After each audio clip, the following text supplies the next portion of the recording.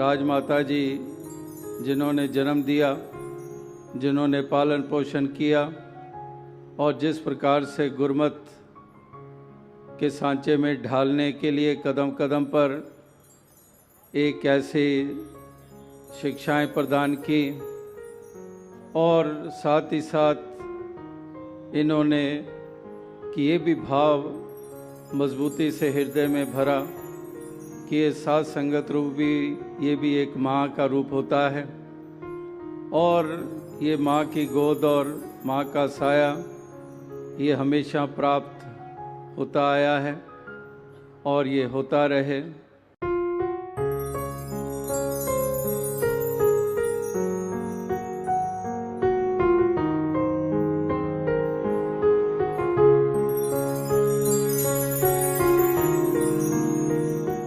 नौजवान अगर सही दिशा अख्तियार कर ले तो कहाँ से कहाँ पहुँच सकते हैं। क्या ये नौजवानी की जो इच्छाएं होती हैं इनमें नहीं है? क्या इनकी वो दिल की धड़कनें उस अनुसार नहीं हैं? जो संसार में हो रहा है, जिस तरह से इंसान सोचते हैं कि नौजवानी की उम्र तो केवल और केवल इन पहलुओं को निभाने के लिए होती है, तो इस तरह से इन नौजवान ही किस कदर ये संदेश अपने जीवन के द्वारा देते हैं कि वाकई ही सब कुछ वही नहीं है जिसको आज के नौजवान मान बैठे हैं। इससे आगे भी है बहुत कुछ। यहाँ पर नौजवानों को मोटिवेट किया जाता है और नौजवानों के ऊपर विश्वास करके उनको जिम्मेदारियां दी जाती हैं ताकि वो भी एक रिस्पॉन्सिबिलिटी फील करें और इस अनुसार वो अपने आप को इसी दिशा की ओर बढ़ाते चले जाएं जो ह्यूमन वैल्यूज़ के ऊपर बेस्ड है, जो लव, कंपैशन, टॉलरेंस के ऊपर बेस्ड है, जो सेल्फलेसनेस के ऊपर बेस्ड है, उसके ऊपर अपने आप को स्थित रखें। और वाकई खुशी होती है नौजवानों को इस कदर देखकर कि किस प्रकार से सभी अपने आप को उस ओर बढ़ाते चले जा रहे हैं।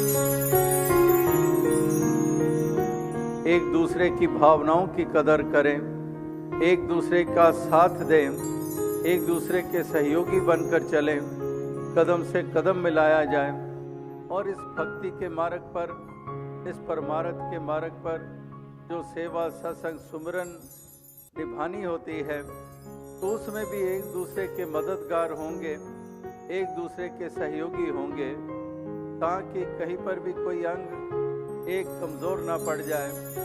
और केवल भक्ति को निभाने के लिए नहीं, पारिवारिक सामाजिक जिम्मेदारियां भी निभाने के लिए भी एक दूसरे के जब सहयोगी बनकर चलते हैं तो वाकई उसमें घरों में वातावरण सुंदर बने रहते हैं और संबंधों में भी मधुरता बनी रहती है। जब एक दूसरे की कदर, एक दूसरे का सत्कार किया जाता है और इधर झुकना सिखाया जाता है कि कहीं पत्नी का दर्जा कम नहीं होता है, एक साथ होता है। और इस प्रकार से विनम्रता जब दोनों तरफ हो तो वहां पर घर स्वर्ग क्यों ना बनेंगे।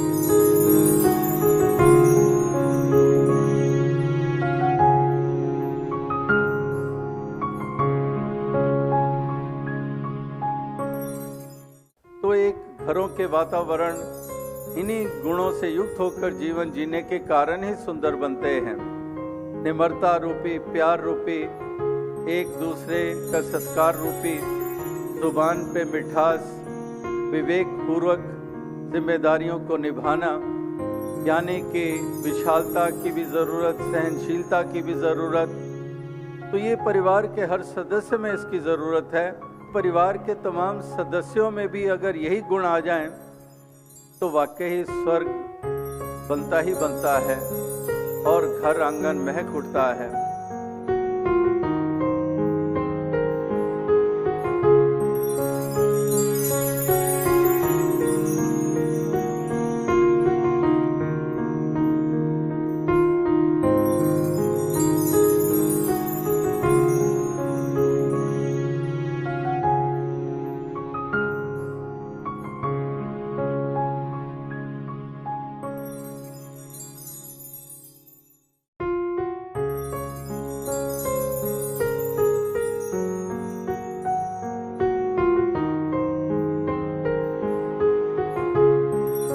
फिज़िकल फिटनेस भी बहुत ज़रूरी है और आज जिस दौर में से हम गुज़र रहे हैं, जो इलेक्ट्रॉनिक्स का दौर है, उसमें अक्सर हम आज के दौर में देख रहे हैं कि बच्चे फ़िज़िकल एक्टिविटीज़ कम करते जा रहे हैं या कंप्यूटर्स या मोबाइल्स की तरफ ही उनका ज़्यादा ध्यान रहता है कि वाकई ये आस्पेक्ट बहुत अहमियत रखता है।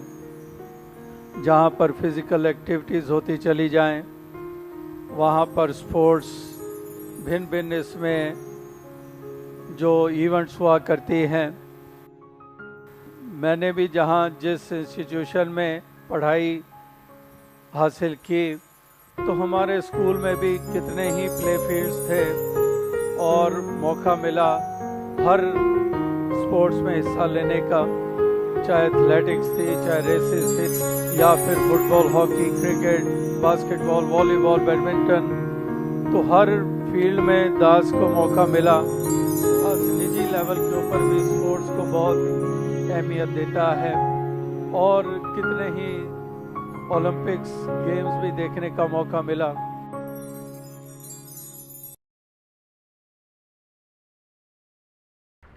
दास यही समझता है कि महापुरुष तो हमेशा अवसर ढूंढते हैं कि किस तरह से हम अपना प्यार प्रकट कर सकें और इस तरह से खुशियाँ ये मना सकें।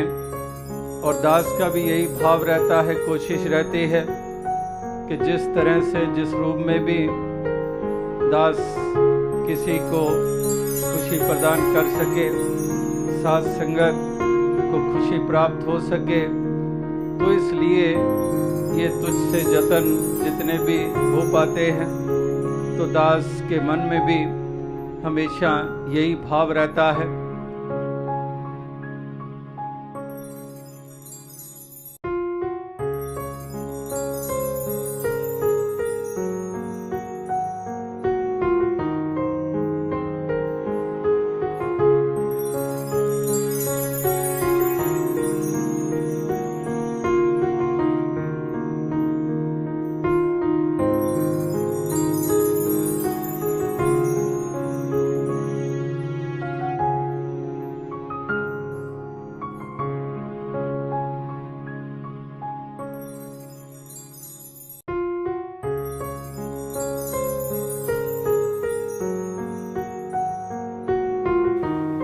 कि जिंदगी थोड़ी है, हर पल में खुश हूँ,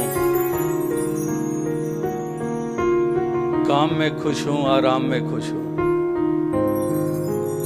पनीर नहीं तो दाल में खुश हूँ।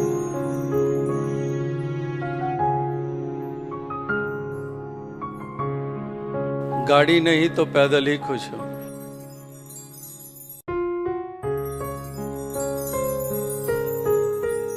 आज दोस्त पास नहीं है तो अकेले ही खुश हूँ।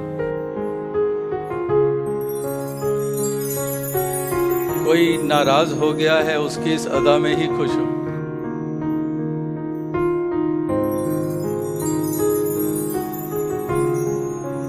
तो कैसे कैसे एक मन की अवस्था का जिक्र हो रहा है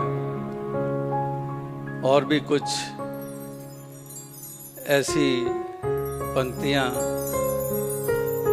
कि कल तो बीत चुका है, उसकी मीठी याद में खुश हूं,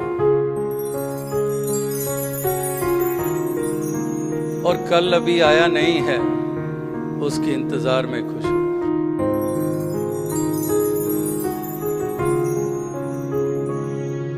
और आखिर में ये पंक्ति आती है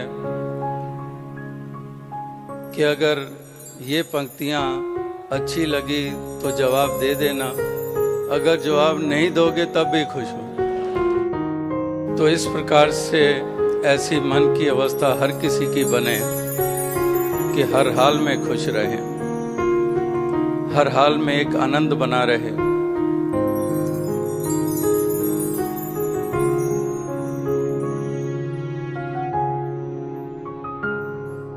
समाज के लिए अनेकों उत्तरदायित्वों का पालन किया जा रहा है, जहां पर समाज की सेवा के रूप में कैसे कैसे योगदान महापुरुष देश विदेश में दे रहे हैं।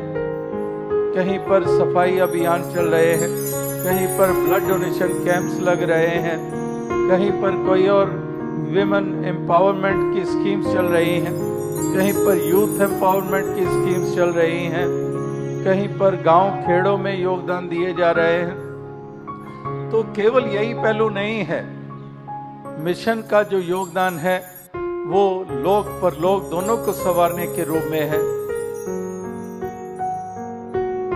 जो पिछले चंद वर्षों से जो 23 फरवरी को दास का जन्मदिन मनाया जाता है, एक गुरु पूजा के नाम से उस दिन को मनाया जाता है, तो उस वक़्त महापुरुषों ने अपनी इच्छा जाहिर की थी कि इस तरह से ये कुछ रूप ऐसा बने, वरना 23 फरवरी तो हर साल ही पहले भी आती थी और उस वक़्त दास कहीं ना कहीं टूर पे किसी स्टेशन पे होता था और वहीं पर सीमित सी संगत अपनी खुशी जाहिर कर लिया करती थी। लेकिन अब जब से यहाँ दिल्ली में ही ये इस गुरु पूजा दिवस के रूप में ये मनाया जा रहा है, तो यही ध्यान में बात आई है कि 23 फरवरी को ये गुरु पूजा दिवस तो ज़रूर नाम वही रहेगा, लेकिन ज़रूरी नहीं कि दास यहीं हो, कहीं पर भी हो सकते हैं। बाकी उस दिन जो सफाई अभियान है वो उसी तरह से वो कार्य होंगे।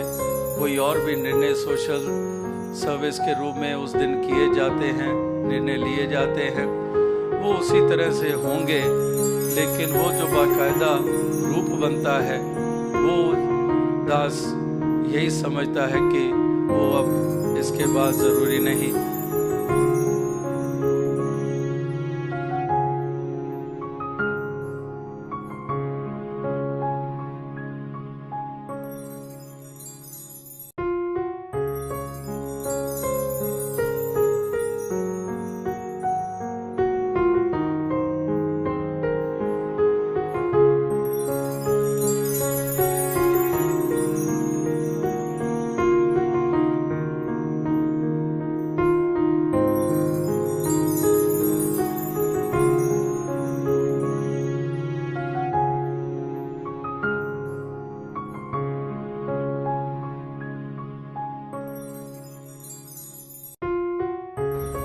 इतने दूर दूर इलाके में बैठे हुए महापुरुष केवल एक पल, एक क्षण, खाली गाड़ी का एक पल रुकना और उनके चेहरे पे जो खुशी और आंखों से छलकती हुई वो प्रेम की धारा, वाकई ही दास के मन में हमेशा ही ये बात रहती है कि जो प्यार मिलता है और बचपन से ही प्यार मिलता आ रहा है, जो साथ संगत ने हमेशा ही सर आंखों पर हमेशा बिठाया है, तो यही अरदास हमेशा रहती है कि दातार कृपा करे कि इसी तरह से दास भी अधिक से अधिक इसी तरह से कुछ देन दे पाए कि महापुरुष भक्तजनों को खुशी हासिल हो।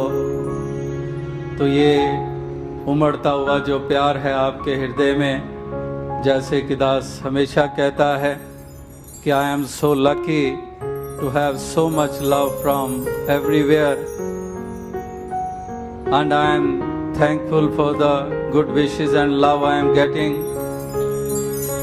दास यही अरदास करता है कि दातार कृपा करे कि ये जो प्यार का संसार बसा है, ये जो साथ संगत रूपी छोटे छोटे बच्चे से लेके बुजुर्गों तक, जवानों से, हर किसी से जो इस कदर जो अपनेपन का भाव जो पैदा हुआ है, ये वाकई इसकी पूरी पूरी महसूसियत होती है।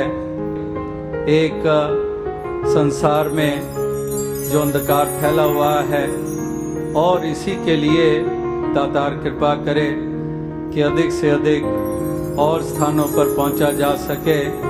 और उसके लिए हमेशा दास कहता है कि शक्ति है तो निराकार की और साथ संगत की शक्ति है। यही है जिसके कारण दास जहाँ तहाँ जा पा रहा है, और इस प्रकार से जो प्यार मिलता है, और उसी के कारण एक ऐसी रवानगी आ जाती है, और उसी से एक शक्ति और ताकत मिलती है। यही अरदास है कि उपकार के कार्यों में ये शक्ति ताकत हमेशा साथ संगत की दुआएं, साथ संगत की आशीर्वादों से प्राप्त होती रहें। और सभी मिलजुल कर जो बाबा बूटा सिंह जी ने इस तरह से ये पौधा लगाया, इसी तरह से शहंशाह बाबा अवतार सिंह जी के यत्न और बाबा गुरबचन सिंह जी की कुर्बानी और उनके योगदान, और अनेकों अनेकों महापुरुषों ने जो मिशन में इतने महत्वपूर्ण योगदान दिए हैं, तो इसी सच्चाई के मिशन को, इस प्यार के मिशन को आगे से आगे बढ़ाते चले जाएं।